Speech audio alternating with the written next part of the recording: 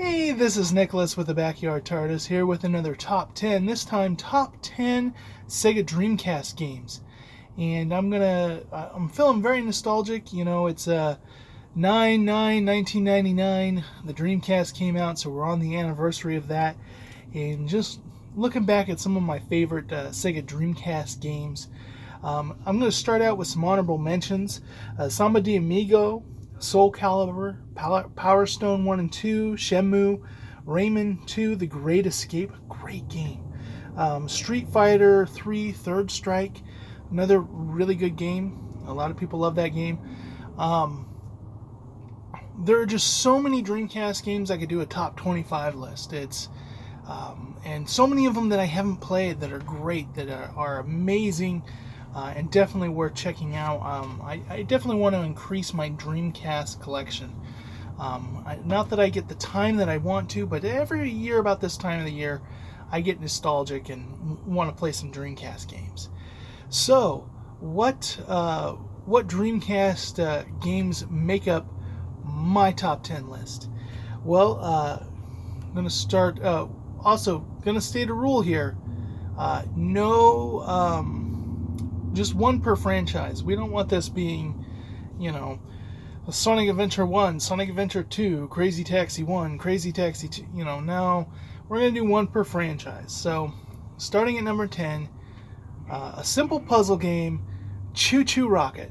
But boy, is it crazy. This was something that was launched to kind of showcase the Dreamcast Online service. And it was a fun multiplayer, puzzle game, kind of action puzzle game.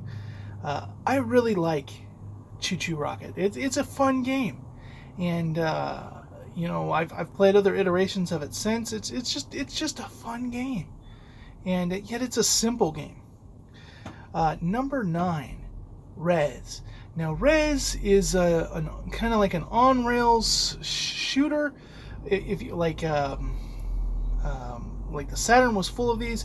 However, when you get into like the atmosphere, the lights, the looks, the sound, it's you could call it an on-rail shooter, or you could call it a rhythm game. That's what makes Rez so unique. This was a sleeper. Nobody really checked this out when the Dreamcast was big, but a lot of fans of the Dreamcast go back, and it ranks high among the Dreamcast games. But I think at the time it was a new take on a type of game that was, from the Saturn era, and everybody was kind of, well, we're past that. That's but it's so fresh, such a unique take. Definitely worth checking out. Number 8 is Bomberman Online. So Bomberman is a game that I fell in love with on the N64. And there's been a lot of different versions of Bomberman that have been really fun. Bomberman Online was just craziness, insane, a good use of the Dreamcast being online. So a good demonstration of that. And it's just fun Bomberman action. Now number 7, this is one of this game means a lot for me, both as a Dreamcast game, but also as an arcade game. And that's Marvel vs. Capcom 2, New Age of Heroes. Now, this is the game that made me fall in love with Iron Man. So, I was a huge Iron Man fan before the Iron Man movies came out. And everybody goes, oh, before Iron Man, like, nobody knew who Iron Man was. I would say for a lot of gamers, before the Marvel vs. Capcom series, nobody knew who Iron Man was. But I loved playing as Iron Man in these games. Of course, I also loved Doctor Doom, Spider-Man. A lot of people loved Wolverine, playing like the brawlers like Hulk and stuff like that. But this is just such a good game. And of course, any game where you can do, Mega Man versus Iron Man, that's an amazing game. So that definitely makes my list. Number 6 is Star Wars Episode 1 Jedi Power Battles. Now, there were a couple of really good Star Wars games on the Dreamcast. I debated about putting the Pod Racer game here, but ultimately, Jedi Power Battles just ate up so much time, so much fun. I love this game, and a lot of people now look back at it and they go, oh, well, it's kind of, the controls are kind of janky. No, I love this game. I can go back and play it, and I enjoy it. And this is probably one of the reasons why the video games really make me nostalgic for episode 1. The video games that came after, for like episode 2 and 3, I didn't really care because they were all just shooters. But episode 1 had, the pod racing games. We had, and then we had Jedi Power Battles, which was this unique, you're looking kind of overhead, and your little guy's kind of isometric, like going around, the droid decons rolling up, and you having to battle. I love this game. Number 5. Now, this game, if we were going by amount of being played, this would probably be my number 2 game. I love Tony Hawk Pro Skater 2. This game just has so much replayability. And in fact, when I originally owned the Dreamcast, all I had was the demo of Tony Hawk Pro Skater 2, and which is basically just the first stage. And I probably put 20 hours into that. And so later on, when I picked up on the cheap the full game, of course I love this game, and I'm definitely getting it on the Switch, but the Dreamcast version is always going to be my go-to version of this. And as my friends all had N64s, and so they had the N64 version. And for those that know, like, that's probably the worst version of the game. The draw distance is way worse. They down-res everything. And so when they come over and see my Dreamcast version, they drool over it. Okay, number 4. This is, Sega Arcade Gold here. Crazy Taxi 2. This is just insane fun, and it's as much about that as it is about the music. And you're going to see that about another entry in here. But the music and driving around, and that's kind of why I think, re-releasing this is going to be hard. But hey, it's Crazy Taxi. I love the Crazy Taxi games. And this game fixed a few of the issues of the first one, and truly, I just enjoyed it. Sorry about the noise. You know me, I'm always doing this on the side of the road while I'm working as a locksmith, in between jobs. My number 3 pick is Jet Set Radio, or Jet Grind Radio, depending on where you're from. This is just such a unique game, and we've been seeing a couple of indie titles recently that have kind of trying to be, as they put it, the spiritual successors to this game. But you really can't duplicate it. It's so unique. It's so Japanese culture. You're a rollerblader going around and graffiti tagging and stuff, but it's all about like the music, and it's custom music made for this game. Jet Set Radio it's just fun and unique, and something you'd only get on the Dreamcast type thing. And of course, there's been ports of it, and there was a sequel on the Xbox. But to me, it's an essence of the kind of things that Sega was willing to do with the Dreamcast that make the Dreamcast so special compared to other systems. Like, obviously, Sonic's going to be on this list. I'm a huge Sonic fan, but Sonic is, Nintendo has Mario, like a colorful mascot is kind of expected, but something like Jet Set Radio, that's unique. That's, like Space Channel 5, like that kind of stuff. That's part of what made the Dreamcast unique. Okay, my number 2 is actually a JRPG, and that is Skies of Arcadia. And I'm kind of iffy when it comes to RPGs. I don't do a lot of JRPGs, but the ones that I do, I really love. It really just has to be if it grabs me. If it doesn't grab me, then it doesn't. And Skies of Arcadia grabs me in the same way like a cartoon like Treasure Planet did. Just the idea of like these pirate ships that fly through the sky, and just that kind of steampunky world.